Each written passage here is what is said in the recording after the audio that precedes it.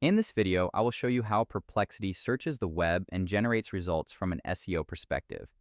I start by examining why Perplexity calls itself an answer engine instead of a traditional search engine. The process begins with query processing, where I see how large language models interpret the intent behind a search, even if it is informally worded. I then look at their retrieval system, which has evolved from using Bing to utilizing their own custom crawler called Perplexity Bot. They combine traditional indexing methods like BM25 with modern vector embeddings to ensure they are pulling from the most trustworthy sources on the web.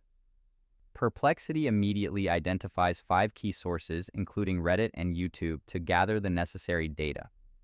The generated results provide a detailed breakdown of the song structure, explaining how it transitions through 9/8, 8/8, and 7/8 time signatures to mirror the Fibonacci sequence. I noticed that instead of just providing a list of links, the engine synthesizes the information into a cohesive, cited explanation.